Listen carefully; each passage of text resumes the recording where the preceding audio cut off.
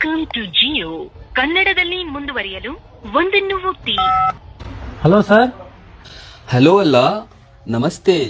ಮತ್ತೆ ಸರ್ ಅಲ್ಲ, ಮಾನ್ಯರೇ. ಯಾಕಂದರೆ ನಾನು ಕನ್ನಡಕ್ಕಾಗಿ ಒಂದನ್ನು ಒತ್ತಿದ್ದೀನಿ. ಓ ಸಾರಿ ಸರ್, ನಿಮ್ದು ಏನ್ ಕಂಪ್ಲೇಂಟ್ ಹೇಳಿ. ಸಾರಿ ಅಲ್ಲ, ಕ್ಷಮಿಸಿ. ಮತ್ತೆ ಕಂಪ್ಲೇಂಟ್ ಅಲ್ಲ, ಆರೋಪ.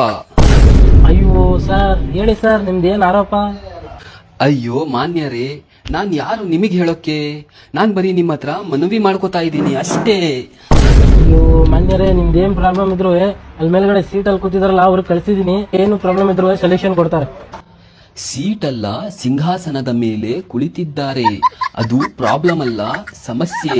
ಆಮೇಲೆ ಅದು ಸೊಲ್ಯೂಷನ್ ಅಲ್ಲ, ಪರಿಹಾರ. ಯಾಕೆಂದರೆ ನಾನು ಕನ್ನಡಕ್ಕಾಗಿ ಒಂದನ್ನು ಒತ್ತಿದ್ದೀನಿ. ನನಗನ್ಸುತ್ತೆ ನನ್ನ ಕನ್ನಡದಿಂದ ನಿಮ್ಮ ಮನಸ್ಸಿಗೆ ಹಾಗೂ ನಿಮ್ಮ ಮೆದುಳಿಗೆ ತುಂಬಾ ಆಳವಾದ ಪೆಟ್ಟು ಬಿದ್ದಿದೆ. ಏಕೆಂದರೆ ಕನ್ನಡಕ್ಕಾಗಿ ನಾನು ಒಂದನ್ನು ಒತ್ತಿದ್ದೀನಿ.